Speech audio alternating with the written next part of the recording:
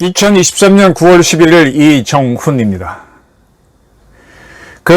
인도 태평양의 대중국 봉쇄 협력체였던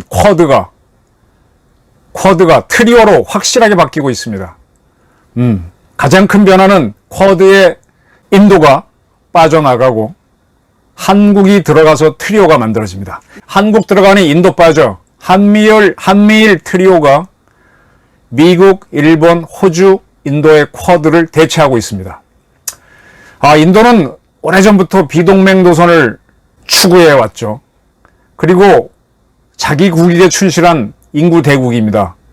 그러한 인도가 자국의 이익을 위해서 스스로 자기를 개도국으로 정의하는 글로벌 사우스로 주저앉았습니다. 지금 와서 보니까 인도는, 미국과 일본은 인도를 문재인, 노무현 시절의 한국 땜빵으로 이용한 거 아닌가, 그런 생각도 듭니다. 먼저 정리하겠습니다. G20 정상회의가 인도에서 열렸죠. 근데 첫날 이 G20 공동성명이 나와버렸어요. 아니, 보통 공동성명은 마지막에 발표하는데 좀 빨리 나와서 좀 많이 당황했던 것 같아요. 근데 기록을 보게 되면은 지난 7월부터 인도 주도로 공동성명에 대한 논의가 있었는데 이 성명을 G20 회담 하자마자 바로 발표해버렸습니다. 근데 이게 지금 이제 동북아시아, 동아시아, 아시아의 국제 질서를, 그 변화를 보여주는 상징이 되고 있다는 겁니다. 이 공동성명은 G20 뉴델리 리더 선언이란 제목이 붙었죠. 그리고 아주 중요한 게 러시아의 우크라이나 침공을 어떻게 표현하느냐인데, 이 공동성명은 러시아의 우크라이나 침공이 아니라 우크라이나 안에서의 전쟁, 영어로는 War in Ukraine, 우크라이나 안에서의 전쟁이라고 표현했습니다. War in Ukraine으로 인한 인간의 고통과 국제 식량, 에너지 안보, 공급망, 금융 안정망 등에 대한 부정적인 영향을 거론했습니다. 우크라이나 안에서 일어난 전쟁 때문에 국제적으로 식량이 부족하고 에너지 안보 파동이 일고 있고 공급망, 금융 안정망 등이 위협을 받고 있다, 이런 식으로 표현했습니다. 이 인도 G20 회담은 이제 2년마다 G20 회담이 열리는데, 그때 이제 2년 후 어디서 열까를 결정하는데, 지난번에는 인도네시아였죠, 2년 전에. 2년마다 하는 거 맞나? 하도 회의가 많으니까. 매년 열리는데, 인도네시아에서 했을 때 다음은 인도로 한다라고 결정이 됐는데, 인도가 주도권을 쥐고 있으니까, 인도는 그 네루 총리가 있을 때부터 비동맹 노선을 추구했죠. 아주 재밌어요. 인도는 공산국가는 아니에요. 그리고 영국으로부터 독립한 영연방 국가인데, 그러면 영국과 같이 친미 노선을 갈 것 같은데 절대로 안 갑니다. 그런데 또 중국하고는, 공산국가인 중국하고는 거의 원수처럼 그 캐슈미르 지역에서는 치고받고 싸우고 있어요. 그것 때문에 그쪽에 유엔 평화유지군이 나가 있을 정도로 아주 그쪽은 심각하죠. 중국하고는 대립하는 대신에 또 러시아, 소련하고는 오래전부터 사이가 좋아가지고, 인도가 갖고 있는 항공모함은 제 기억으로는 구소련제였던가? 이탈리아제인가? 하여간 소련제 무기가 굉장히 많습니다. 러시아 무기가 많습니다. 친러시아 노선을 많이 걸어왔어요. 미국에 대해서는 중립적이었고, 중국에 대해서는 좀 경쟁을 했는데, 또 중국하고 전쟁은 하진 않아요. 그 캐슈미르 영토 분쟁만 겪고 있을 뿐이죠. 근데 이 G20 회담에 러시아하고 중국이 참여하죠. 근데 러시아와 중국은 이제 자기들의 국가 원수는 오지 않았죠.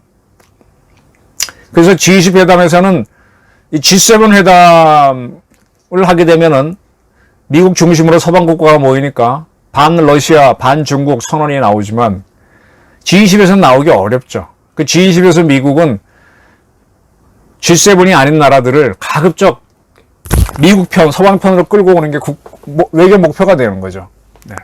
지금 여기에서 G20 지난 인도네시아 회담 때는 러시아의 우크라이나 침공을 규탄한다, 강력히 규탄한다고 표현했는데 인도는 이거를 할 의지가 없었어요. 왜냐하면 러시아랑 가까우니까. 러시아가 지금 경제 제재를 당하는데 러시아가 석유 생산이 많은데 러시아에게 싸게 팔라 그러는데 그걸 이제 서방 국가들은 안 사주죠.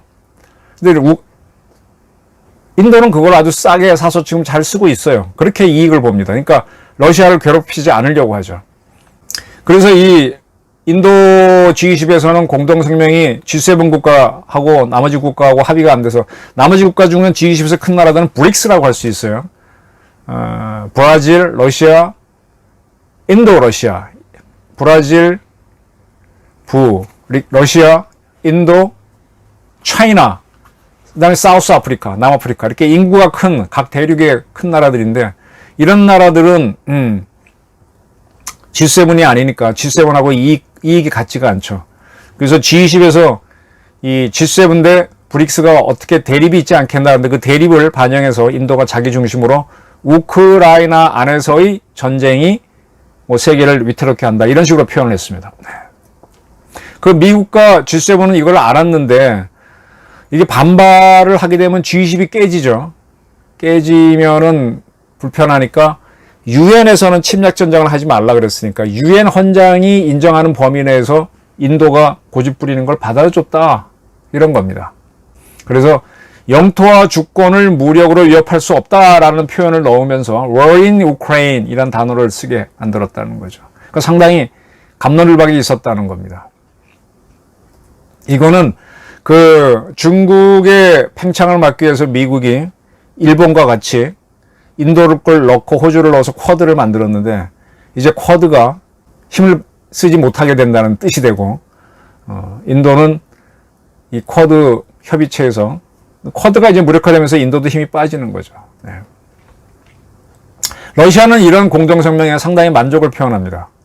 그리고 브릭스 및 파트너 국가들이 주장을 했는데 그것이 결실을 보았다라고 얘기도 하고 있습니다. 그리고 러우 전쟁과 관련해서 G20은 자랑할 게 하나도 없다라고도 아주 그냥 한 방 빡 쏘고 있습니다. 자, 이렇게 이제 G20 공동성명이 채택되는 거에 대해서 일본도 좀 당황했던 것 같아요. 이 G20 성명이 나온 다음에 일본 보도를 보게 되면 이런 식으로 인도가 공동성명을 발표한다 그래서 일본 측이 상당히 당황했었다라는 보도가 마이니치 신문 등 도하 언론들이 보도하고 있습니다. 어제 나온 일본 신문들 보니까 그런데 오늘 일본 신문들이요. 그래서 이거는 인도의 외교적 승리라고도 볼 수 있고 그 다음에 글로벌 사우스, 글로벌 하면 지구죠. 사우스는 적도의 남쪽. 그러니까 쉽게 말하면 남미, 아프리카, 동남아시아에 사는 못 사는 나라들이 그쪽에 있죠. 그쪽 나라들의 주장이 많이 들어갔다. 인도도 이제 인도는 사실 적도 위에 있지만 글로벌 사우스에 포함되죠. 브릭스고 하니까. 그렇게 보는 겁니다.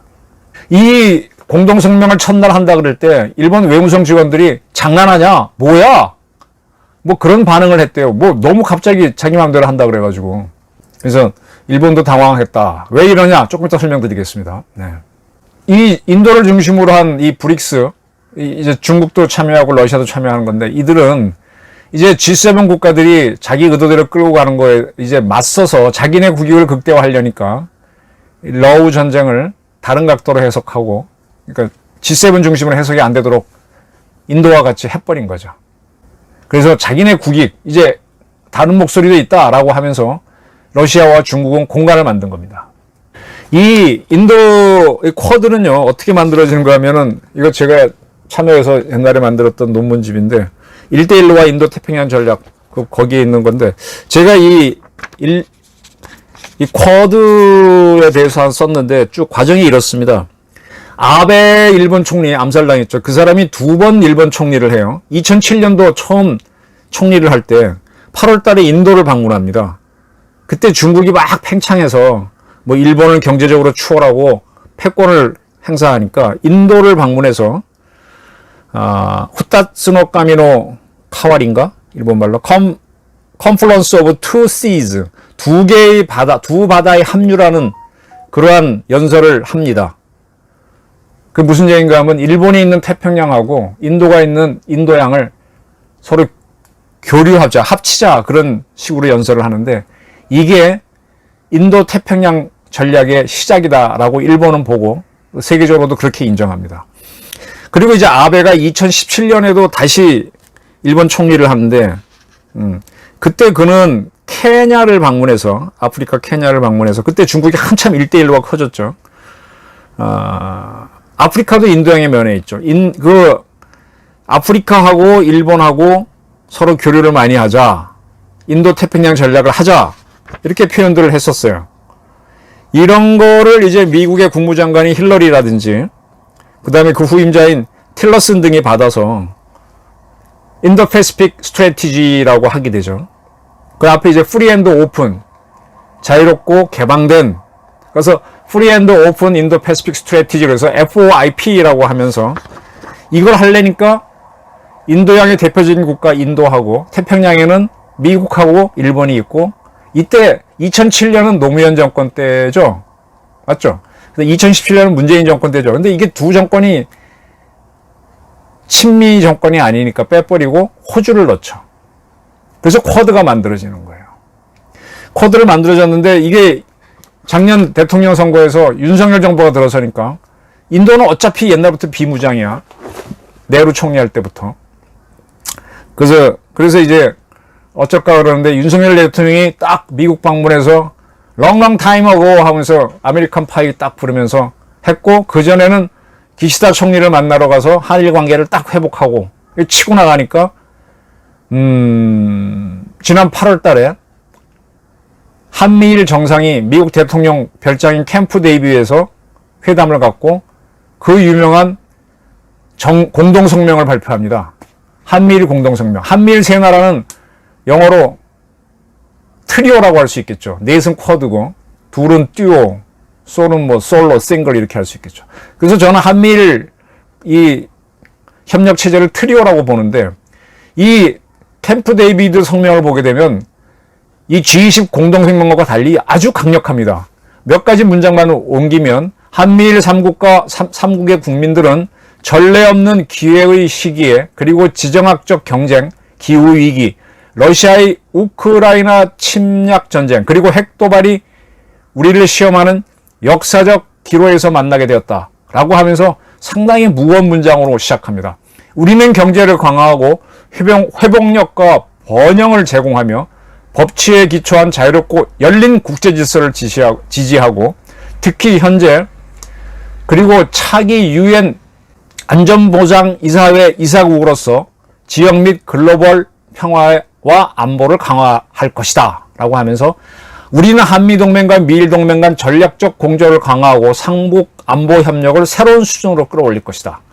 한미일의 전체 인구가 5억입니다. 5억 국민들이 안전하고 번영하는 자유롭고 열린 인도 태평양이 우리의 공동의 목표가 될 것이다. 자, 과거의 프리 앤드 오픈 인도 패시픽은 인도가 참여하고 호주가 참여하고 미국과 일본이 주도하는 거였는데, 이제 캠프 데이비드 성명 이후에 인도 프리 앤드 오픈 인도 패시픽은 한국과 미국, 일본이 주도한다. 물론 여기에는 호주도 참여할 수 있겠죠. 근데 호주는 상대적으로 후방이니까, 나중에 참여시켜도 되니까 완전히 인도가 빠지고 한국에 들어가서 쿼드가 트리오로 되는 겁니다. 그러면서 이제 삼국 간에 재무부 장관 회의를 처음으로 열겠다. 네. 이 세 나라 간의 안보장관 회의, 외무장관 회의는 있었지만은 재무부 장관, 이거는 IMF 경제 위기 같은 걸 대응하기 위해서 이제 경제 협력을 강화하겠다. 그 다음에 상무장관, 산업장관 또 연례적으로 만나겠다. 그 나라의 각각의 무역과 산업을 책임진 장관도 만나니까 경제뿐만 아니라 산업 공동체도 만들어가겠다. 그리고 이 세 나라의 인도 태평양 대화를 시작하겠다 그랬습니다.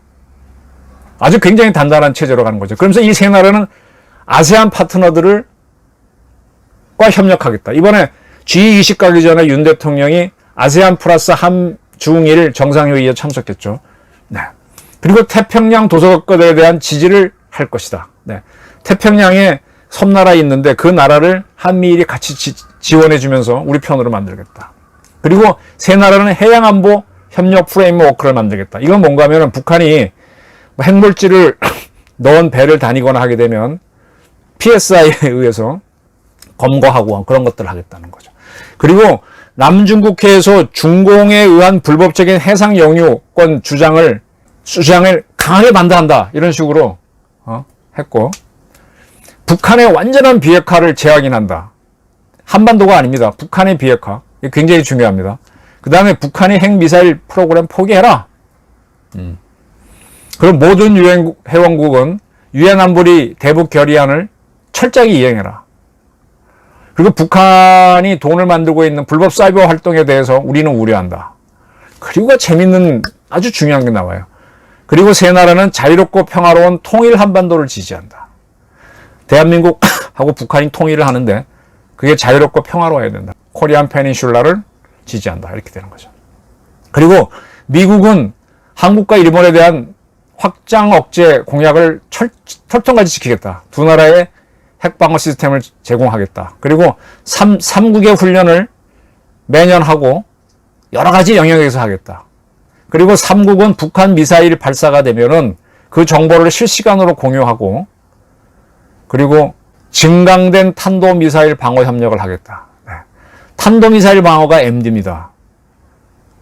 그 김대중 씨는 미국이 하는 MD에 가입하지 않겠다 그랬고 일본은 가입했는데 증강된 탄도미사일 방어 협력을 추진할 것이다. 가입하고 안 하고란 표현 없이 협력을 하겠다라고 했습니다.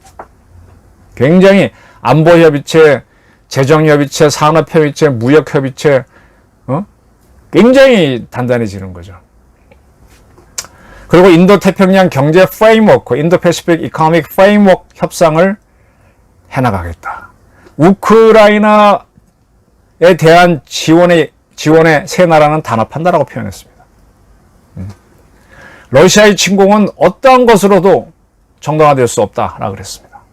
그리고 우리 앞에 놓여진 기회는 주어진 것이 아니라 우리가 그 기회를 붙잡은 것이다 라고 그랬습니다.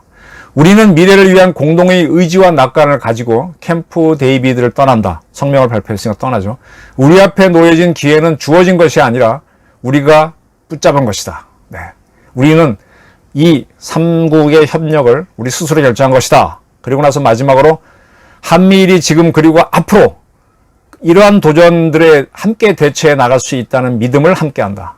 이렇게까지 선언했습니다. 이거는 일본 주도로 프리앤드 오픈 인도 패시픽에서 쿼드가 만들어진 것보다 훨씬 강력한 겁니다. 그리고 캠프 데이비드 원칙을 또 발표하는데 여기에 보면은 뭐 같은 얘기인데 또 한 번 강조되죠. 자유롭고 평화로운 통일 한반도를 지지한다.